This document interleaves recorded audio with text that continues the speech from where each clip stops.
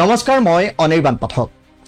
এহাতে বিশ্বৰ আটাইতকৈ বৃহৎ কয়লা ব্যৱসায়, পৰিৱেশৰ প্ৰতি অহৰ্নিশে ভাবুকি, আনফালে সেই কলংক ঢাকিবলৈ 4 মিলিয়ন পাউণ্ডৰ অনুদান।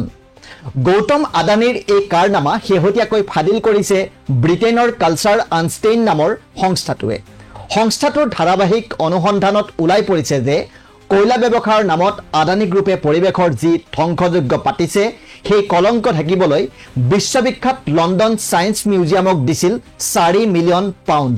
2024 চনৰ 26 মাৰ্চত আদানী গ্ৰুপে এক বিবৃতিযোগে সদৰি কৰে যে লণ্ডনৰ ছায়েন্স মিউজিয়ামত মুকলি কৰা হৈছে আদানী গ্ৰুপৰ এটা নতুন গেলেৰী, যাৰ নাম energy revolution the Adani green energy gallery. Adani গ্ৰুপে বিবৃতিত উল্লেখ কৰা অনুসৰি এই গেলেৰীত কেনেকৈ কাৰ্বন নিৰ্গমন ৰোধ কৰি জলবায়ু পৰিৱৰ্তনত বাধা দিব পাৰি, কেনেকৈ পুনৰ উৎপাদনক্ষম গ্ৰীণ এনাৰ্জি উৎপাদন কৰিব পাৰি তাৰ প্ৰদৰ্শন কৰা হ'ব। লণ্ডনৰ ছায়েন্স মিউজিয়ামত আদানী গ্ৰুপৰ গেলেৰী মুকলি ব্যৱসায়িক সংস্থাটোৰ বাবে আছিল এটা উল্লেখযোগ্য সফলতা। কিন্তু এই সফলতাৰ আঁৰৰ কাহিনী ফাদিল হৈছে 2025 চনৰ 16 ফেব্ৰুৱাৰীত। 2021 চনৰ 19 অক্টোবৰত লণ্ডন ছায়েন্স মিউজিয়ামে ঘোষণা কৰে যে তেওঁলোকে আদানী গ্ৰুপৰ সৈতে এক বুজাবুজিৰ চুক্তি স্বাক্ষৰ কৰিছে। সেই অনুসৰি আদানী গ্ৰুপৰ পৃষ্ঠপোষকতাত লণ্ডন ছায়েন্স মিউজিয়ামত মুকলি কৰা হ'ব এটা নতুন গেলেৰী। গৌতম আদানীয়ে এই গেলেৰীৰ বিনিময়ত 4 মিলিয়ন পাউণ্ড ধন আগবঢ়াব বুলিও ঘোষণা কৰে। কিন্তু আদানীৰ এই মহানুভৱতাৰ আঁৰত আছিল অন্য এক অংক, যি কাহিনী পোহৰলৈ আনিছে কালচাৰ আনষ্টেইন নামৰ সংস্থাটোৱে। এই সংস্থাটোৱে ফ্ৰীডম অফ ইনফৰমেশ্যনৰ অধীনত ব্ৰিটেইনৰ কেবিনেট কাৰ্যালয়ৰ পৰা লাভ কৰা তথ্য অনুসৰি লণ্ডন ছায়েন্স মিউজিয়ামৰ সৈতে 4 মিলিয়ন পাউণ্ডৰ চুক্তি স্বাক্ষৰ কৰাৰ পাছতেই মিউজিয়ামৰ সঞ্চালকে আদানীক লৈ যায় তেতিয়াৰ ব্ৰিটিছ প্ৰধানমন্ত্ৰী বৰিছ জনছনৰ ওচৰলৈ। সেই সময়ত আদানী আছিল বিশ্বৰ সৰ্ববৃহৎ কয়লা উৎপাদক। বৰিছ জনছনৰ সৈতে হোৱা বৈঠকত আদানীয়ে কেইবাটাও গুৰুত্বপূৰ্ণ ব্যৱসায়িক প্ৰকল্পৰ কথা উত্থাপন কৰে। লণ্ডন ষ্টক এক্সচেঞ্জত আদানী গ্ৰুপক লিষ্টেড কৰা, ব্ৰিটেইনত আদানীৰ ইউৰোপীয়ান মুখ্য কাৰ্যালয় মুকলি কৰা, কেইদিনমান পাছত অনুষ্ঠিত হ'বলগীয়া COP26 সন্মিলনত স্থান লাভ কৰা আদি বিষয়বোৰ এই বৈঠকত আলোচনা কৰা হয়। মন কৰিবলগীয়া কথাটো হ'ল, যি সময়ত আদানী আৰু ব্ৰিটিছ প্ৰধানমন্ত্ৰীৰ মাজত এই বৈঠক অনুষ্ঠিত হৈছিল, সেই সময়ত আদানীয়ে নিজৰ বিদ্যুৎ বিক্ৰীৰ বাবে বৃহৎ পৰিমাণৰ উৎকোচ দিয়াৰ তথ্যও আমেৰিকাৰ আদালতত ফাদিল হৈছিল। একেটা সময়তে আদানীয়ে সাক্ষাৎ কৰিছিল ব্ৰিটিছ প্ৰধানমন্ত্ৰী বৰিছ জনছনক। 2021 চনৰ 19 অক্টোবৰত অনুষ্ঠিত এই বৈঠকৰ পাছত 2022 চনৰ এপ্ৰিলত বৰিছ জনছন আহে ভাৰতলৈ। সেই ভ্ৰমণৰ সময়তে ব্ৰিটিছ প্ৰধানমন্ত্ৰীগৰাকীয়ে আদানী গ্ৰুপৰ মুখ্য কাৰ্যালয় ভ্ৰমণ কৰে। এই ভ্ৰমণত আদানী আৰু জনছনৰ মাজত ব্ৰিটেইনৰ পুনৰ নৱীকৰণ শক্তি খণ্ডত আদানীয়ে কি ভূমিকা ল'ব পাৰে সেই বিষয়ে আলোচনা হয়।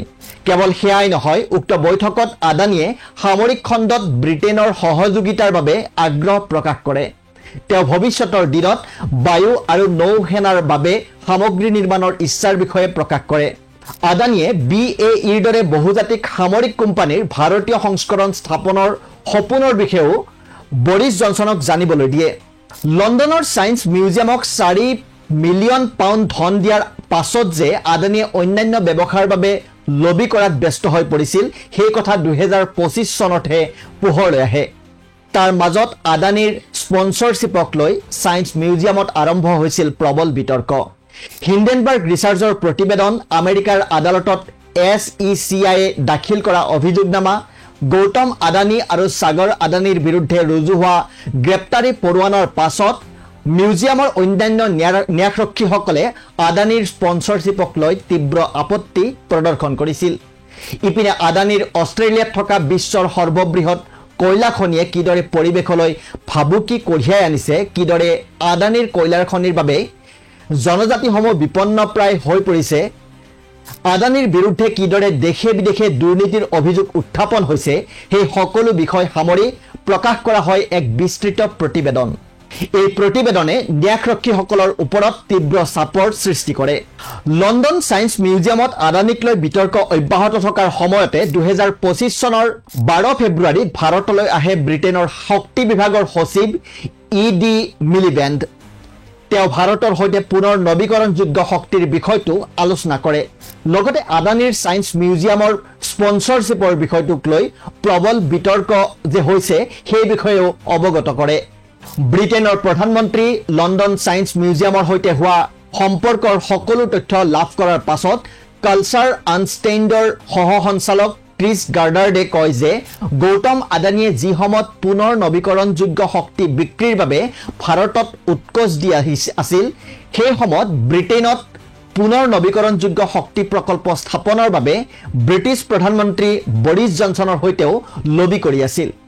বিশাল কয়লা খনন, অস্ত্ৰ ব্যৱসায়ৰ বিৰূপ প্ৰভাৱ, দুৰ্নীতিৰ অভিযোগ এই আটাইবোৰৰ মাজত লণ্ডন ছায়েন্স মিউজিয়ামৰ দুৱাৰ আদানীৰ বাবে খুলি দিয়া উচিত নহয়, যাতে তেওঁ সেই দুৱাৰেদি সোমাই নিজৰ ভাৱমূৰ্তি উজ্জ্বল কৰাৰ লগতে জ্যেষ্ঠ ৰাজনীতিকসকলক সাক্ষাৎ কৰিব নোৱাৰে।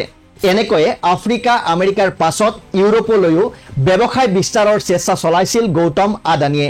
তেওঁৰ বাবে ব্ৰিটেইনৰ ক্ষমতা ঢুকি পোৱাৰ কৰিডৰ হৈ পৰিছিল লণ্ডন ছায়েন্স মিউজিয়াম। কিন্তু ব্ৰিটেইনৰ কেবিনেট কাৰ্যালয়ে আদানী সম্পৰ্কীয় ফাইল মুকলি কৰি দিয়াৰ পাছতেই আদানী সন্মুখীন হৈছে প্ৰবল বিৰোধৰ। আমেৰিকাই গ্ৰেপ্তাৰী পৰোৱানা জাৰি কৰাৰ পাছত ইউৰোপৰ বাবেও আদানীৰ পথ মসৃণ হৈ থকা নাই। ধন্যবাদ।